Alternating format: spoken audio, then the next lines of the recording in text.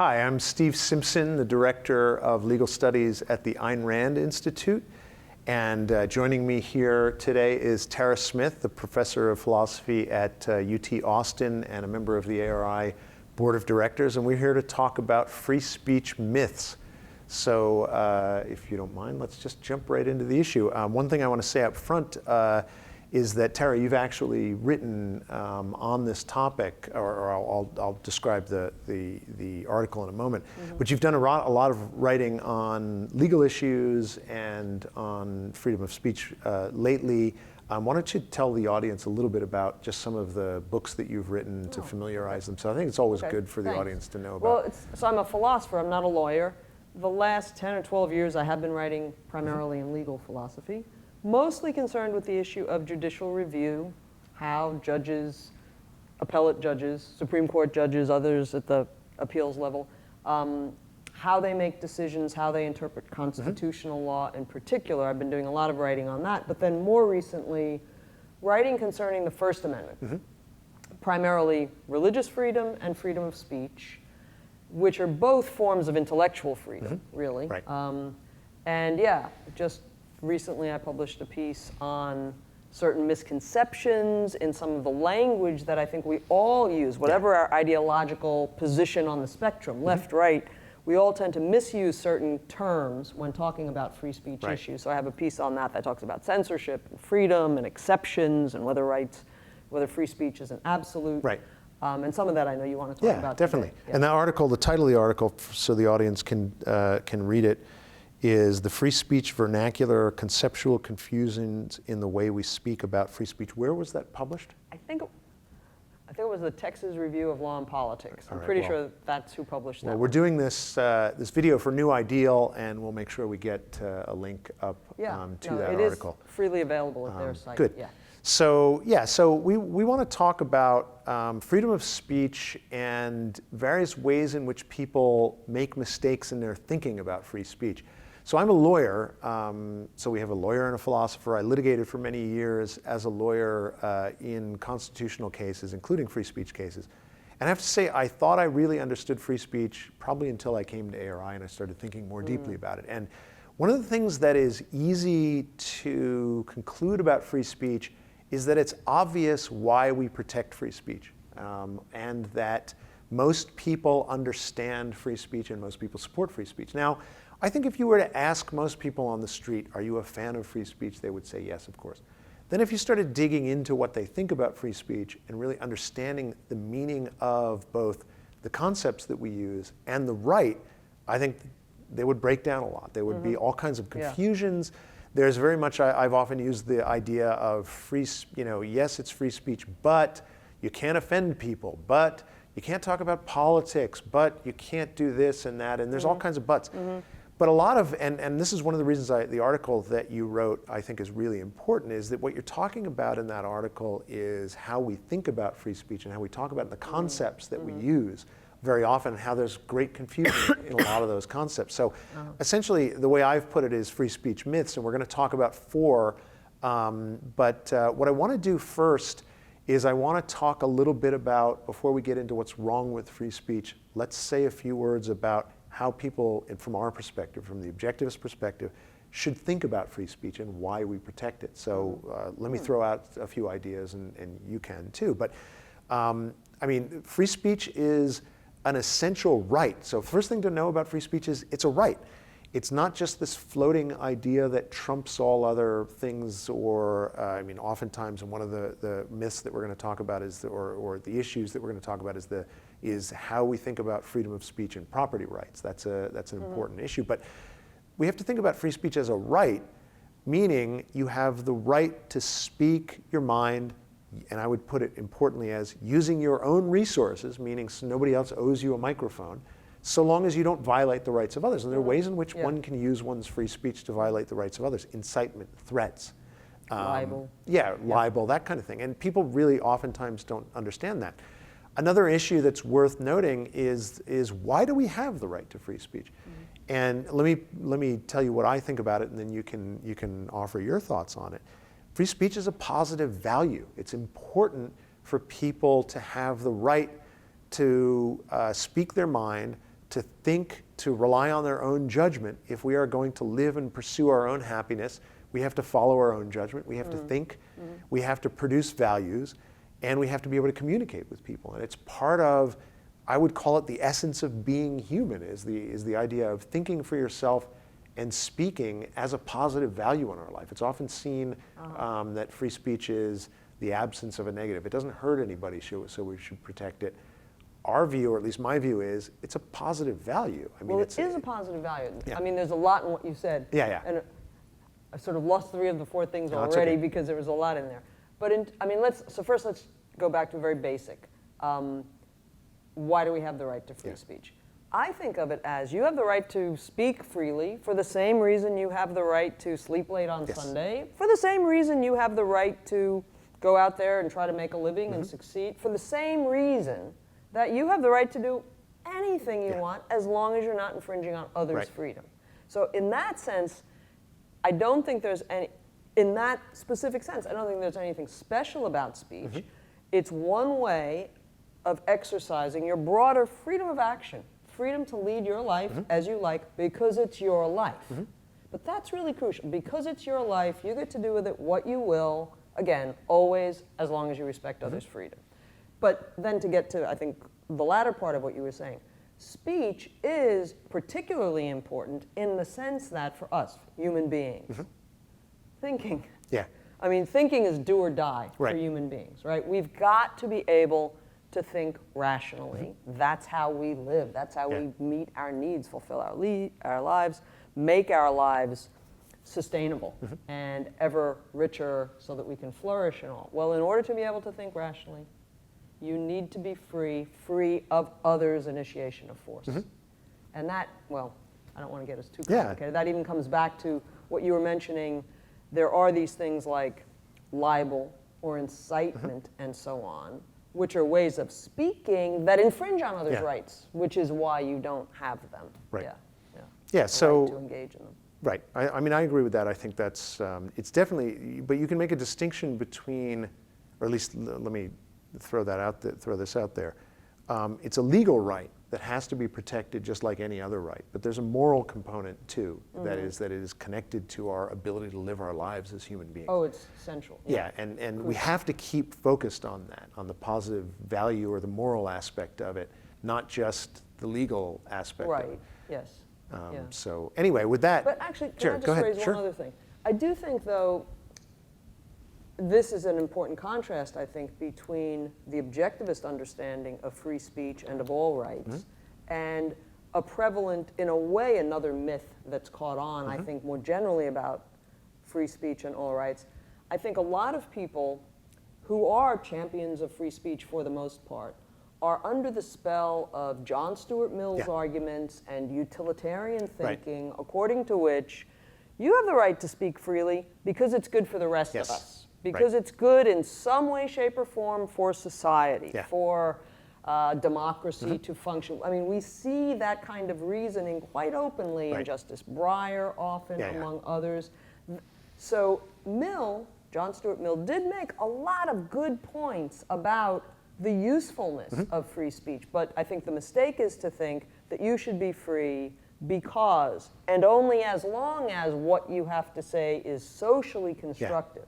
Whereas what I was saying a minute ago is, no, you should be free because your life is yours. Oh, absolutely. Okay. No, and I didn't think you disagreed, but it's like, while we're differentiating from some common beliefs. I often think of the utilitarian view as long as you're contributing to a broader conversation, you should be able to speak. And of course, in if that's a constructive way, and that's what those hate speakers are. Yeah, exactly. Doing. And that's exactly why. So if you're not actually constructively contributing to the conversation, then it's not a big deal if we silence you. And that misses the whole individual right aspect of this. And it annihilates it as a right. Yeah, absolutely. It's a permission. Yeah, exactly. Which will let you have as long as you're on good behavior. Right. For, judged by this. Right. All right, well, with that set up, and there's more to say about this, and I think we'll come out with more about our affirmative views of free speech, but let's dive into some of the common myths, let's call them. And the first one I want to start off with is one that I've seen, it's repeated constantly in today's world, and I'll just put it like this. Private parties can censor my speech. And if you, to make it even more concrete, think of what people are saying about social media today. And I'm brought back to the moment when Mark Zuckerberg was testifying in Congress, and there's Ted Cruz, a guy who I think actually, Senator Ted Cruz, who actually in some ways has been very good on free speech. He's very critical of campaign finance laws, and that's a good thing.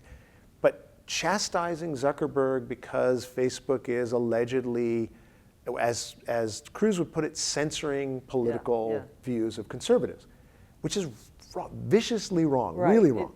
Yes. But why don't you start with that? And I do agree. You see that kind of mistake all the time, including by the people from whom you would least expect it. I know. I've read it in the Wall Street Journal. It's like, this is censorship. Yeah. No. So it's really important to maintain the difference between censorship and other activities that may have resemblance to censorship and may share certain characteristics but are fundamentally different. I like to go back in thinking about censorship to the original use of the term, which was to refer to government employees. Think about East Germany in the 1950s, for instance. Right? And this goes way back, in other countries, much further back than that.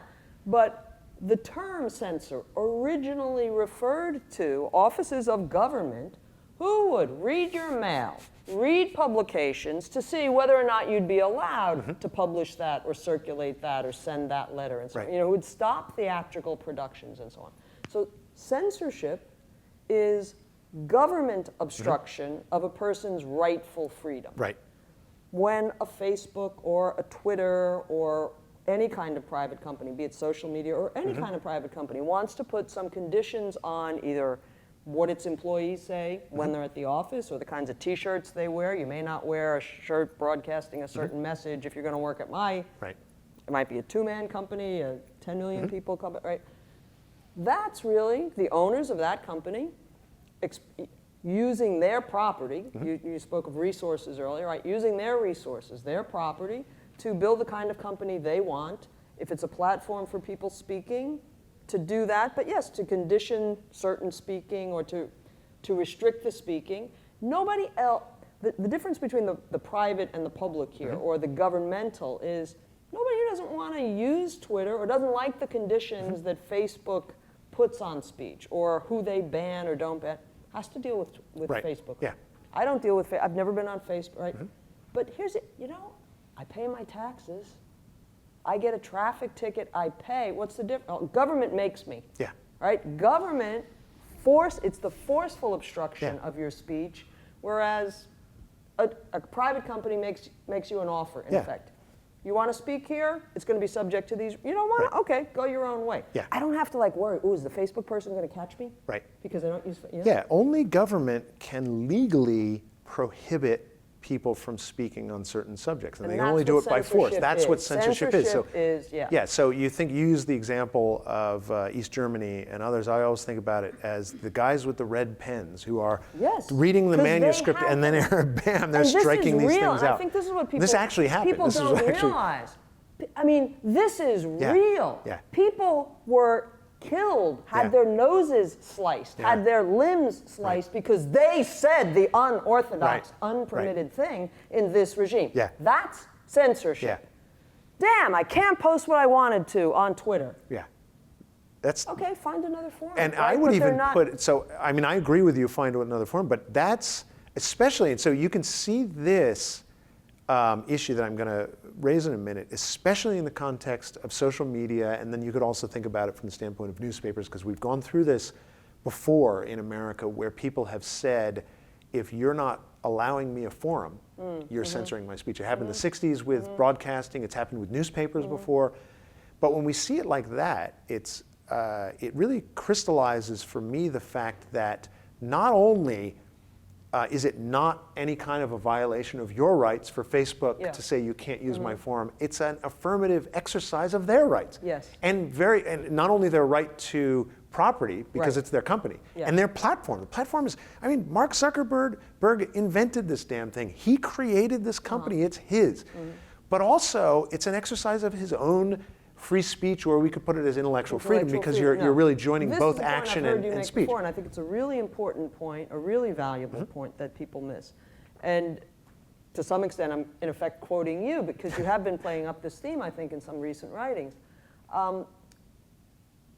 Your intellectual freedom, your freedom to speak includes the freedom to not speak and to not support speech that you don't agree with or don't want to support. Right. But if I, as a private employer, am made by law to allow speech I disagree with, use my resources for that, whoa, what happened to my freedom of speech or freedom of thought? It's compelled speech, truly, which we're not supposed to be allowing in this country, and you wouldn't be allowing if you really respected intellectual freedom, freedom of speech. But if we get, that is an important and if we get back to the misuse of the term censorship, so also it's worth focusing on the importance of conceptual clarity, definitions, understanding what our terms mean. If we think that that Facebook is censoring speech, what does the government have to do? They have to prevent Facebook from doing that, right? Because the First Amendment says you're not allowed, I mean, in essence, to oversimplify it, you're not allowed to censor. And if the government were condoning that kind of censorship, they'd have to roll in and force Facebook to accept other ideas. Yeah, exactly. And in that way, I think you're quite right. People don't realize it's really important what terms we use because different terms have different meanings. And we've had a lot of concept creep when it comes to free speech vocabulary. So this term censorship now is thrown around as if, I don't like that kind of pressure. That's censorship. Well, no, that's not. Government obstruction of your rightful speech. When the government says you may not libel someone or you may not fraudulently speak to misrepresent the product you're selling, it's not censoring you because that's not within the bounds of your rightful speech. Right. I mean, I think it's important that the First Amendment says Congress shall make no law abridging the freedom of speech. What's within your rights, right? So let me then, before we move off this topic, I want to actually just emphasize one point and then ask a question about another, which is it's absolutely essential to understand that rights are indivisible and you need ultimately you need all of them to be able to have any of them. So to make that more concrete, if we don't respect the right to private property and to the ownership and the use of your own resources, we can't ultimately respect the right to freedom of speech, as an actual right. Because if you're going to tell a person you have to use your property to support someone else's speech, that is a violation of the freedom of speech. Because freedom means freedom to speak and freedom to not speak. As I was saying. Right? Yeah. But you're quite right that it's a violation of your property rights. It's a violation of your expressive or intellectual freedom because freedom ultimately is all one. Right of associating with whomever you wish. So property rights are vitally important to free speech.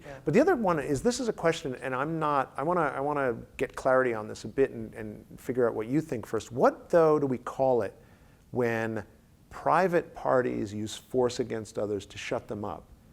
When they use force against when they're using force against force. somebody. So let's take the example of people who've criticized Islam and then have been attacked or killed. So Salman Rushdie, Theo Van Gogh, murdered for making a film about critical of Islam, the Danish cartoons controversy.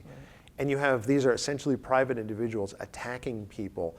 Can that be censorship? Should we call it censorship, or should we? Wait, which part can it be? Well, it would. So the it would be the response of the people who kill them, or the act of attacking other people because they've said something. No, I mean physically attacking. Physically attacking or threatening them because they're saying that. Is that rightfully understood as censorship? What do you think about that? No. Yeah, I don't think it is. Because I really think censorship is government activity, right? If these are government employees doing this, right? It's violent. It's it's a horrible assault on other people's rights, other people's lives. But no, and I don't see any reason even to think. I haven't heard that called censorship. So no, but it's. But in the slopping again with this bloat and conceptual creep. People. That's censorship. So they're getting vague similarities as opposed to no. The essence of censorship is government shutting you down or restricting you. And I mean, by the same token, when a private company imposes some conditions, or when a university imposes some conditions on speech, there are similarities with what a government censoring does, and there can be reasons why it's good or not so good for a private company to do that. So it can be seeking a certain kind of result, but the means are Yeah. different, right? The government uses force Yeah, to do it. The private definitely. individuals can't use force. Yes. But in those cases when private individuals are using force, they're thugs. I Yes. mean, there are other things we can call Right. them. They're, aggressors to say the Yeah, least. and in it's some of and these it's the cases. obligation of government to prevent that from happening.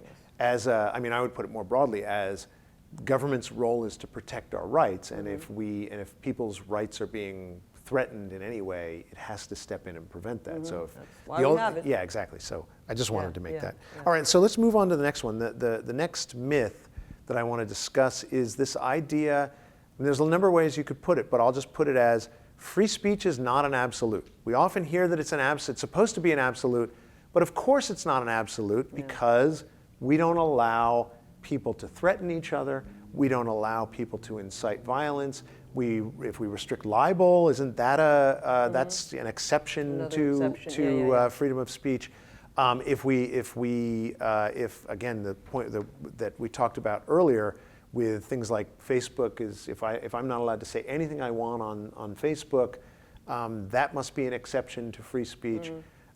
Or you think about free speech as an absolute. On the other side, you could put it as free speech is an absolute, and therefore I can say anything I want at any time. There are kind of flip sides to look at this. Yeah, but, I haven't thought about the second one. but why don't you, if you don't mind talking about the first one, this Sure. idea that it's not an absolute. Yeah, that is a very prevalent idea, even among the most ardent defenders of free Yeah. speech, which is, Right. I find really sad Yeah. and tragic to Right. see. The best sort of allies of free speech will just kind of concede as if it's obvious, but of course there are exceptions, and they will typically trot out 3 or 4 of the kinds of speech that we don't protect, such as libelous or fraudulent or incitement and so on. And I think that's a really important mistake. I think it's a mistake about the bounds of the freedom of a person's speech. Right. You only have a right to act in any way, speaking or otherwise, up to the point of others' rights. Yeah. And if I'm libeling, if it really is libeling Yeah. someone, if I really am fraudulently telling him, oh no, my car only drove 30,000 Yeah. miles when it was 300,000 miles, but I've rigged things and I'm telling you that, Right. right? That's an infringement of your rights. So when the government says, no, you can't do that, that's not an exception. Right. Right? That's not, oh, you see, the right to free speech is an absolute. I never had the right to speak in ways that infringe on somebody others' else. Yeah. rights, right? So I think of it, and I talk about this a little bit in an article I've recently written, about a confusion of the scope of freedom of speech and the strength of authority. Let me break that down a little bit. I like to use this example. Louis XIV. Many of us learned the concept of absolute monarchy or an absolute ruler, absolute rule from the example. I was taught this. Louis XIV. He was an absolute monarch. The king of France. But he was the king of France. He wasn't the king of England. He wasn't the king of Westphalia or Ethiopia. But he was the king of France, and he was a bloody absolute ruler. And yeah, he was bloody, right? But I mean, we don't think, oh, well, if he wasn't the king of England, I Yeah. guess he wasn't an absolute. And I think similarly, we need to think about the right to free speech. Hey, within my domain, Right. I am free, and the government has an obligation to respect my freedom to say anything up to the. So the right is absolute. Right. It's not unbounded any more than a sovereign's terrain is unbounded. Yeah, so oftentimes the way I put it is free speech, the right to free speech entitles you to say anything you want. And I always put it as using your own resources because That's nobody important. else That's owes often you abused. Yeah. owes you the resources to speak, so long as you don't violate the rights of others. So it's an absolute in that once you're within that realm, if I am on my own property, renting a room somewhere so that we can do a video, we can say we are using our own resources, we are not violating other people's rights. We can say any damn thing we want. We can engage. We can spout hate speech if we want to. Now, I mean, there are limits. So I can't say I'm going to go out and blow up the hotel or I'm We can't be deliver. plotting a crime. Yeah, exactly. We Right. can't be plotting a crime. But so long as we're not doing that, our speech is absolute. And I We want can to say say what something we about want. why it's important. This Yeah. isn't just, oh man, these people are really hung up on Yeah. language, Yeah. aren't they? Well, who cares? when we sloppily assume or go along with the common presumption, oh, of course they're not absolute, Yeah. no rights are absolute, we give credence to the idea that illegitimate infringements on rights are legitimate. Because, you know, there are always exceptions. No, certain rights are, I mean, all rights, properly understood, if you've understood what their boundaries are and everything, they are absolute. And it's important that we look to understand rights accurately so we can understand what does warrant protection. Because it's as if by the back door, when we think of, oh, they're not absolute, that's an excuse, a pretext. You know, it just gives permission to infringements of rights. Yeah, so that's what's So I'll give you a at concrete stake. example of that. The Supreme Court really thinks of free speech as you're generally allowed to speak unless your speech fits into a recognized exception. Now they think of, and the list is very mixed. So it's libel, fraud, threats, which all of which so good. Yeah, so far so good. But Basically, not if we think of them. And here's the reason that not to think of them as exceptions. Now we go from there to, oh, and of course obscenity and false speech. Well, is it false speech that defrauds somebody? Is it just I lied about something? Yeah, Did you I look say? really nice. Yeah, right. I like your hate, shirt. and then people want to say, let's add to this list. We should include hate speech in the list of exemptions too. Yeah. And so if you treat it as just, that's a laundry list. And the Supreme Court gets to, and this is actually the way the Supreme Court thinks about it. It's tradition tells what's in the list of exceptions, and it's what the public thinks, and is there some overriding public reason? If you think about it from the standpoint of the obscenity cases, it's the general there's no public. principle governing Yeah, there's no this. principle at all. Yeah, no, so I mean, even in the beginning when I said so far so good, but I wouldn't think of them as that's right, exceptions. that's right. They're not exceptions. But when you, oh, well, every rule has exceptions, Yeah. people like to say, and Right. then they apply that here. And how do you know it is an exception? Oh, you know, by the seat of your pants, by the pulse of the people. You balance. One of my favorite bugaboos, we're always balancing, never, you know, Right. what's the principle here to differentiate your hair really looks good from, oh no, there's this many miles on my car, or now I'm libeling you. Yeah. Yeah, there's a case actually that just came down this Supreme Court term called Nifflas versus, I think it's Becerra. It involved a disclosure requirement imposed on pregnancy centers. And essentially it was telling pregnancy centers that want to counsel people on everything other than abortion. They were basically pro-life, Christian, or anti-abortion, let's put it. But the state was requiring them essentially to advertise abortions and the availability of abortions, and they didn't want to do that.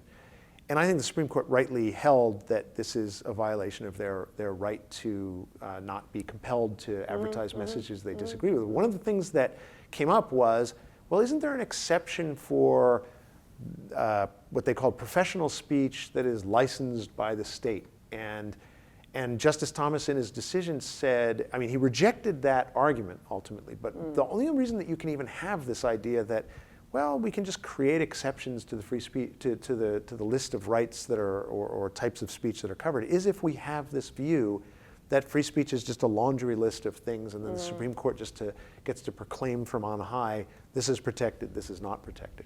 So that's a concrete example of how, and the court rightly, itself, it rejected that approach, but it still reserves this kind of right to, well, we might create exceptions in the future, but we're not going to do that right now. And I think people just don't, part of what gets the whole idea of rights not being absolute or free speech not being absolute off the ground is people are uncomfortable with absolutes in any realm, and it's a reflection of the failure to understand why you have free speech in the first place, right? So everybody likes free speech in principle, but then in practice, big differences about how much speech, or that's, oh no, not that speech, right? But it really reflects a deterioration in the understanding of why we have any of the rights we have, including freedom of speech. The way rights in general are used these days is very much, you know, those things we really want. Well, if and it's not always individually, but you know, oh, people really care about this. You should have a right to that, or you should be treated as if you have a right to that. And you shouldn't be able to say that because, as opposed to your life is yours as long as you're speaking, and you're, you know, the big difference between speech and action here, right? Speaking does, in most circumstances doesn't infringe on anyone else's rights. Right. When it doesn't, you should be absolutely free to say Right. what you like, and they can respond as they like. Yeah. So why don't we say a few words about how rights are violated? What is it that we should, how should we think about when rights are violated, or what is it that people do? And what I'm getting at is, to some extent, I mean, you just mentioned the distinction between speech and action. I often think about it as force is ultimately is what violates rights. Right. But why is that? Why is it that force is such an evil that we really should prevent? I should start hitting you at some point. Yeah, exactly. You could. But I think that's important. I think Greg Salmieri actually We can make once this said, very visual. He once said he demonstrates this by giving people a soft kick in the shins and says, that's different Well, from me I just found saying myself in a things debate a to few you weeks that- ago. I actually had a heavy microphone in my hand, and I was threatening the poor fellow. When we speak of rights, they're a shorthand for rights to freedom, right? Rights to freedom. But freedom, too, I think it's important that people think through what kind of freedom? Freedom of action from others' initiation of force. I think it's really important that we start sort of regularizing in our minds freedom of what?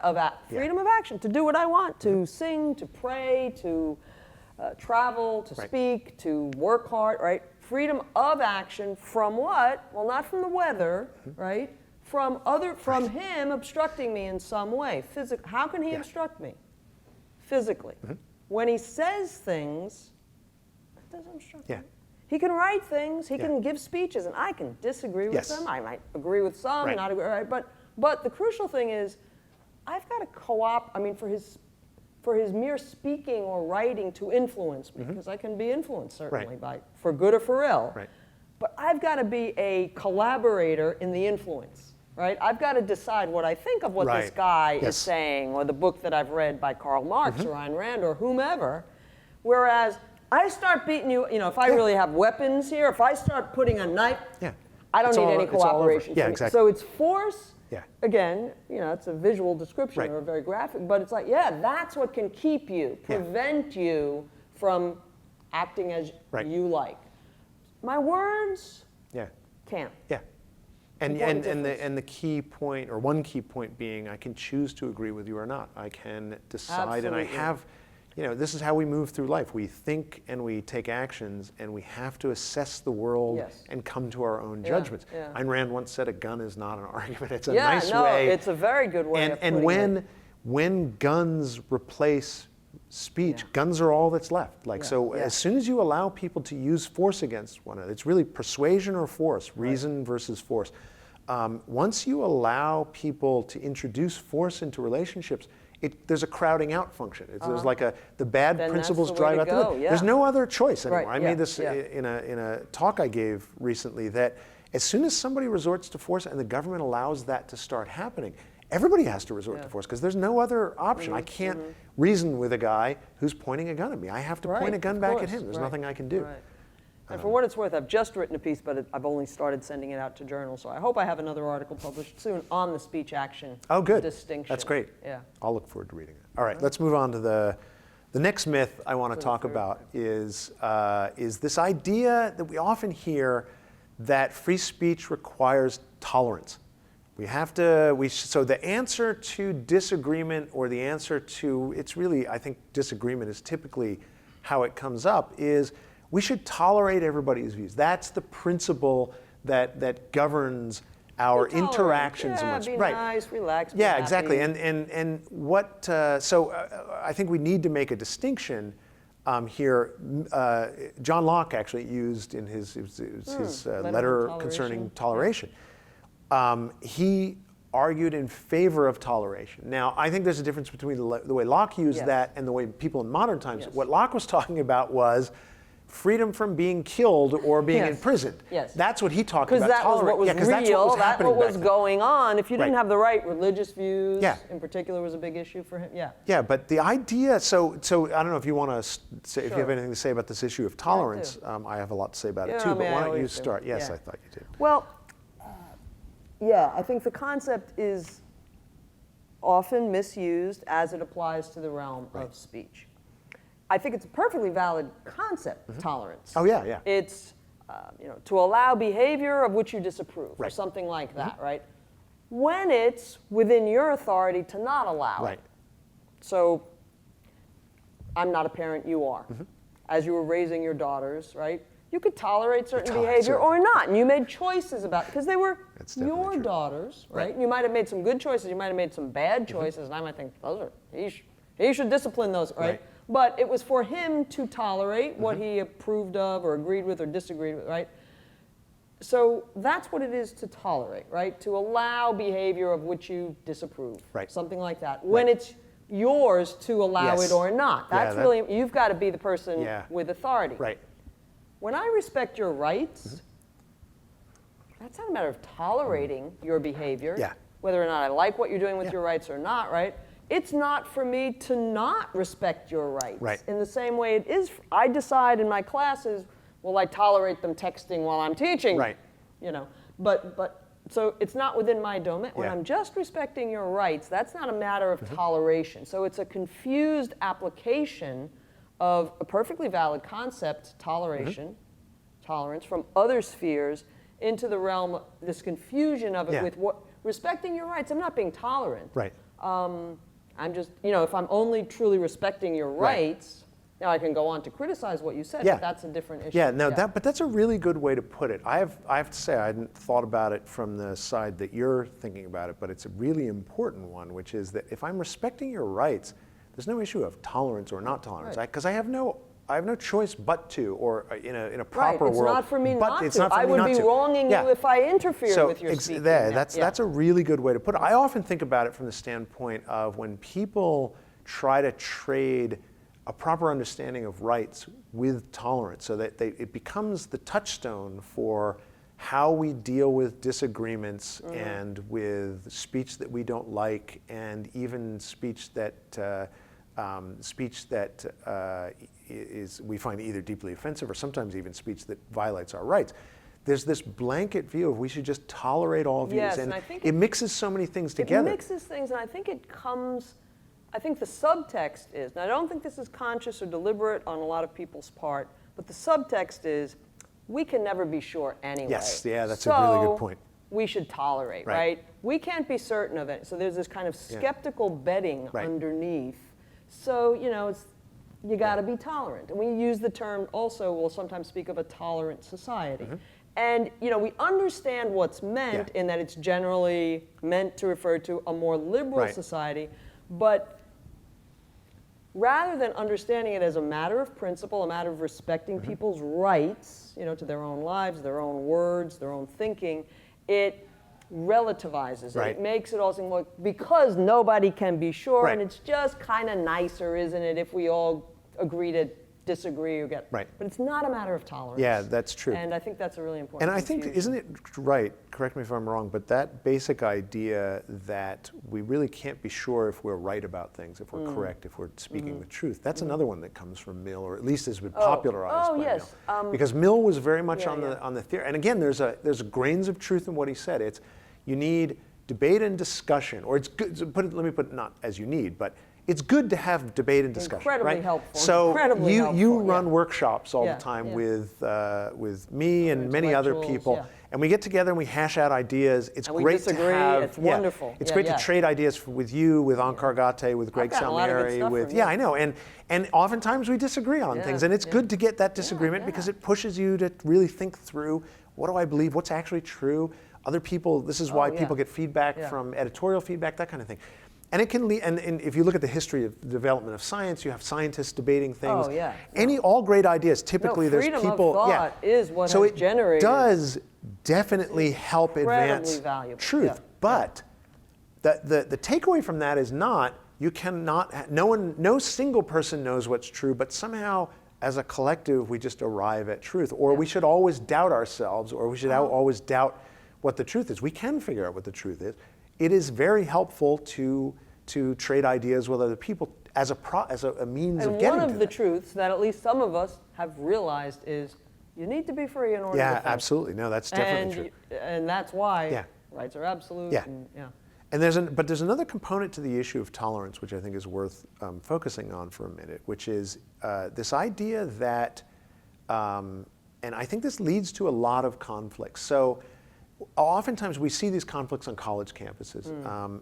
Or outside. I mean, you can think of Charlottesville, you can think of many of these kind of mass protests and people clashing or shouting people down on college campuses or that kind of thing. And oftentimes the response, so let's take an extreme, and that's not really an extreme example, it's a realistic example, but let's take Unfortunately, what used to be extreme is yeah, or a Richard Spencer kind of guy, a white supremacist. And oftentimes this view of tolerance, the attitude is, don't block him from, or don't tell him he can't speak on your campus. Let's say if it's a private campus, or don't prevent him from having a forum, or don't you should extend this guy a forum and a platform because tolerance is a virtue, and maybe you'll learn something from a Richard Spencer or a horrible anti-Semite or a Holocaust denier, and. I mean, number one, my response to that is I have nothing to learn from this guy. I am not going to give this guy a platform, assuming I control the platform. Right, it's your resources, yeah. But I'm not going to listen to this idiot because I have nothing good to learn from this guy. And we should be intolerant against certain kinds of ideas, or we should criticize those ideas. We should say, no, that's a horrible idea. No, I think I agree with you on that. I don't mean to cut you off. No, go ahead. Okay. You go. No, you shouldn't tolerate certain things. Right. Just as, I was using the example of in the raising of children or what I allow in a classroom. It's like, no, you shouldn't tolerate everything. You would be doing a disservice to those people and to yourself and to your own values if you tolerated certain things. At the same time, you make a very important point. Your further point, I think this is where you were going, or were already saying. It's really important to criticize the content of what people say. Yeah. Of course, when you disagree with it, particularly, when you disagree with it and it's an important issue and it's serious mistakes, or you see it having a destructive influence on many other people, then it behooves you, if you really care about the issues, to explain why what he's saying is not physically interfere with his saying it. If there are people who have the resources and want to sponsor him and people who want to go, they're within their rights, certainly, in doing that. But here, let me write an opinion piece, or let me publish online or whatever what I think is so wrong with the actual content. But sometimes people hide behind, free speech, to never get to the issue of let's engage with the content of the speech. And that's really important, I think. So I think one of the ways to put this, I often think of it as, is there are, a kind of corollary to thinking and speaking is judging.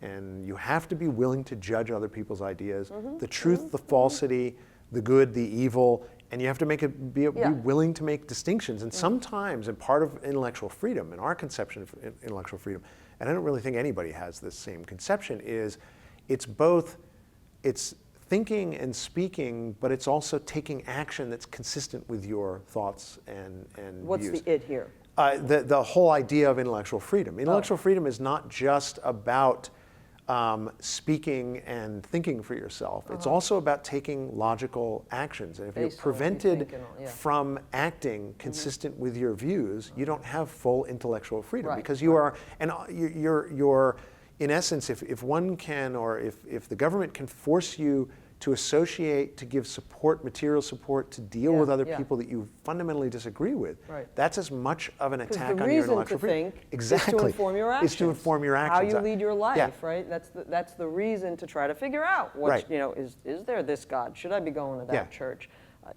So as Ayn Rand put it, or a quote that's pertinent to this, a free mind and a free market are corollaries. You have to have free thought and you have to have freedom of action. And so you just touched on this. I've often said to people, what's the point of having free speech if I can't try to convince you to take some action or do something in your life? It's not just and I'm not saying that's the only reason to have free speech. Sometimes I'm trying to convince you just to think about something, but I'm also trying to convince people to take certain kinds of actions. Usually, too, as a precursor to eventual, I want you to, I teach certain ideas, and I want you to think about it. These are ideas that you're going to have to think about for a long time. You're going to have to study more, and so on. So it's not so that you go out and act tomorrow morning. Exactly. But it's no, I think you've been making a mistake.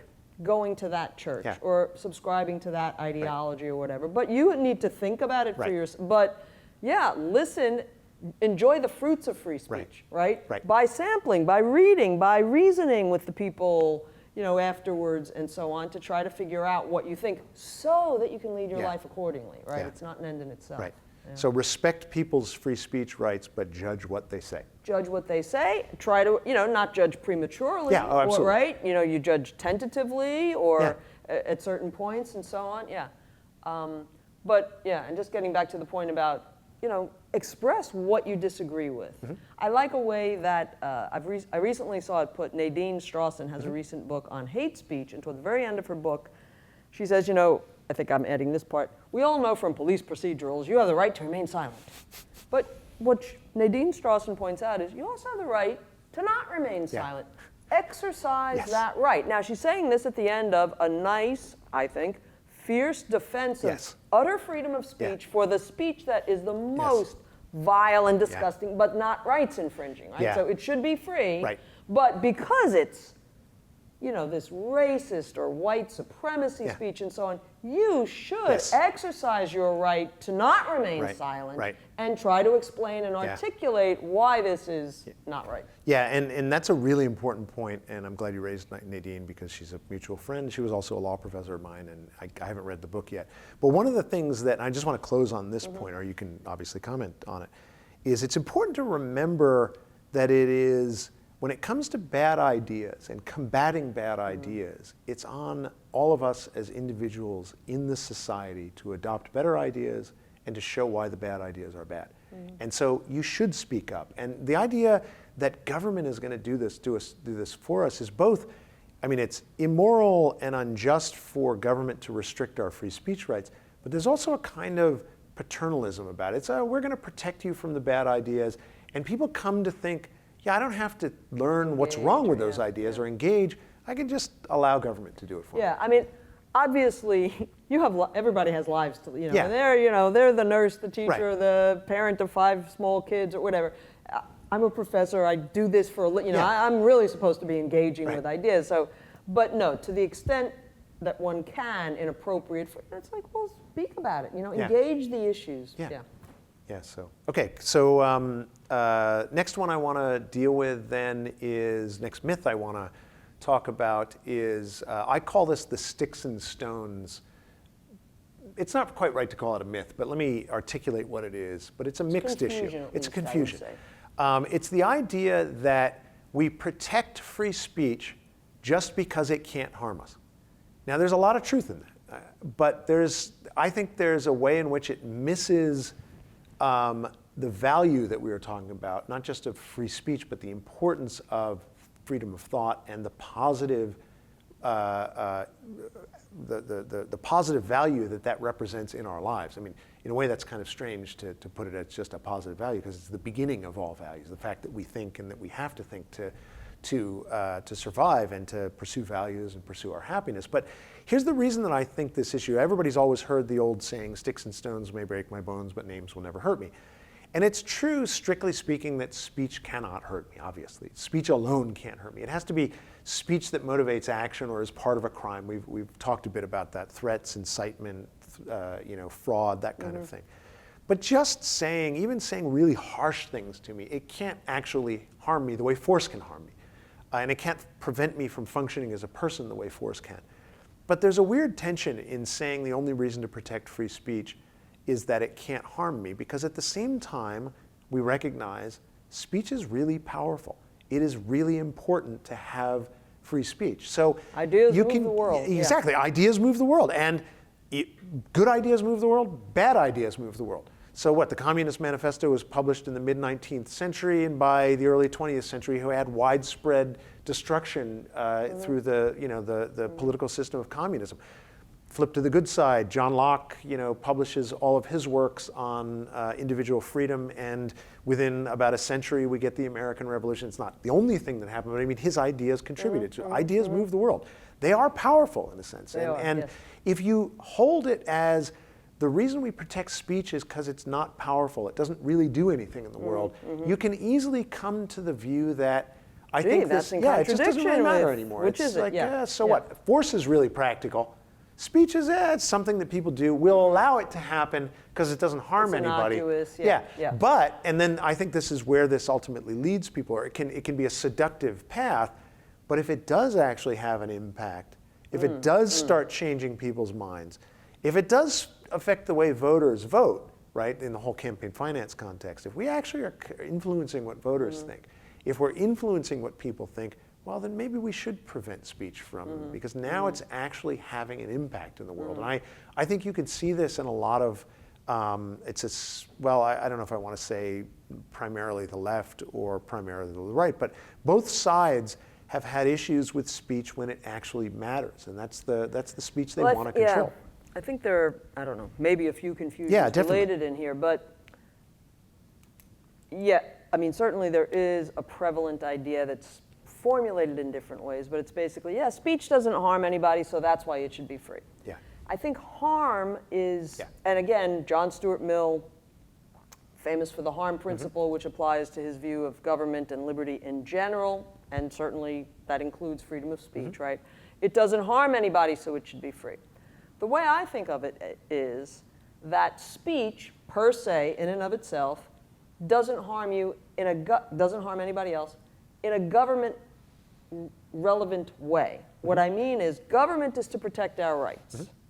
Speech per se doesn't infringe on anybody else's rights. It can be influential. It can be powerful in the sense of it can lead people to change their minds about things for good or for ill, and to take actions on the basis of that and move the world. Ideas move the world, but they move the world via the decisions of the people reading others' speech or hearing others' speech, right? So again, there's this cooperation of me, the hearer, or the consumer of others' speech. The influence of words or ideas depends on what I do with it in a way that's quite different from your harming me by beating me up, by shooting me, by setting flames to my house and something. So I think harm is too crude, does it harm us or not, is too crude a concept that we often use.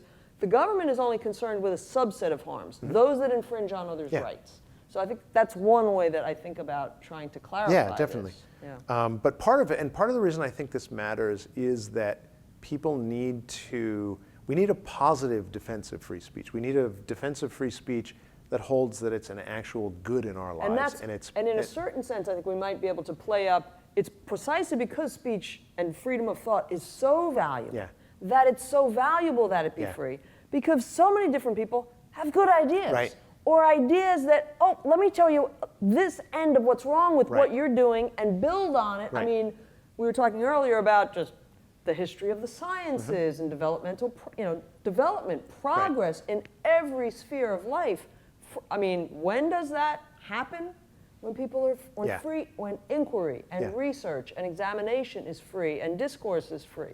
So it's because of the positive value of ideas that we benefit from the freedom of ideas. Right.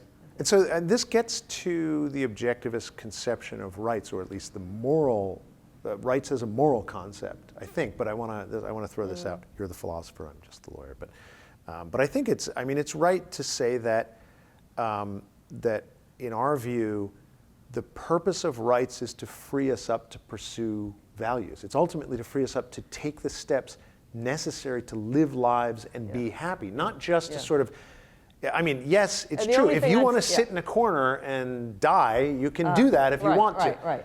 But we all rely on action. What we need, go ahead. You go ahead. Well, I mean, we don't live automatically, right? Exactly. We need to do stuff. What do we need to do? We need to figure out what we need to do to feed the baby, to feed ourselves, to put a roof over our head, shoes on our feet. And so, we need to think in order to figure out how to do those things, so that we can come up with the right, answers that actually will do, solve the problem of survival. And then, how can I make this a little nicer? It was cold when I came in.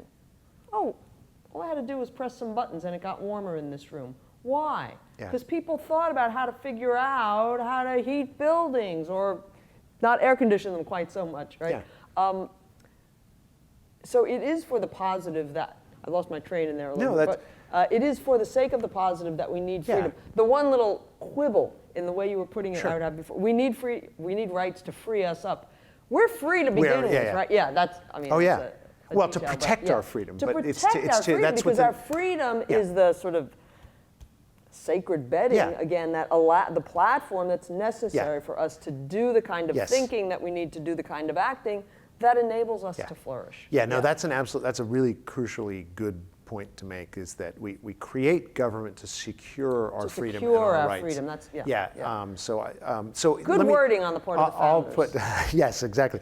I'll put this in a kind of glib way, but I often think about it that if you've ever heard of Anthony Lewis's book, Freedom for the Thought We Hate. Yes. Yeah, okay, that's true. But I would also want to add to that, and also importantly, not also, but more fundamentally, freedom for the thought that is great. So yes. we no, and I think that's a good like, point. And I think I myself sometimes fall a little too into the other Yeah. sort of way of putting things. It's, yeah, we must allow freedom for the thought that we hate, but we must protect freedom Right. for the life that we love, Yes. right? So Yeah. that we can make all the good stuff Right. in life and make our lives ever better. Yeah. And I mean, it's no accident, Right. getting back to your connection between property rights and intellectual freedom and so on, right? It's no accident that the freest countries intellectually, over time, are Yeah. going to be the richest Yeah. countries, the happiest countries, and so on. Yeah, the thoughts that we hate, the evil thoughts, the ones that truly are evil or ideas, don't put food on the table. They don't create the wonderful. Excellent point. They don't create Yeah. this wonderful society that Yeah. we have. It's the Excellent brilliant point. people that Yeah. do that. Yeah. And we can't forget that. It doesn't mean that the people who aren't brilliant don't get to say what they want. Right. But in a way, you can think And of them. it's There's kind of irrelevant. We gotta Well, the have evil the people, geniuses. yes. We And have all to have those the we geniuses need the who are allowed to geniuses, speak. and we need, And I mean if everybody I may, else. If I may, and we need you. And me. And me. I don't think either of us is. Do I take that to think you don't think I'm a genius, Tara? I can't believe it. No, I'm just- And I just insulted you on okay. the air. Yeah, oh my God, Oh I'm my so God, here offended. come the knives. No, I mean, we all need it. And I Yeah. think in a certain sense, they're a sideshow. They're a distract. Unfortunately, they've become a Right. violent distraction in many cases. But no, I think you raise a good point. It's like freedom is for the life that we love. It's for I like living the good life and, Yeah, and yes. achieving the good in Yeah, life. So that seems like a good place to end. Thanks for Thank being you here very to much. talk This has about been this. And I want Good to talk. Yeah, Isn't that a coincidence? yeah, absolutely. Good to talk. Definitely read Tara's article, The Free Speech Vernacular, and this new article that you're coming. Do you know what the title of this one is? Yeah, now again, I need It's not a out. journal to say it's No, I going to be understand. published. What is it called? Just Saying. Oh, good. And then it's like, just saying, something like how confusion about the speech-action distinction undermines the freedom of speech, or That's something great. like that, yeah. Well, saying. Yeah, I'll look forward to reading that. And let me also put in a plug for people to read New Ideal, to watch our videos at aynrand.org, and to read all the various books and consume all the content we have. We have a great deal of great stuff for people to read. And if you want to educate yourself about free speech, which you should, please continue to visit our website and read New Ideal. And thanks very much. Thank you. Okay. Great.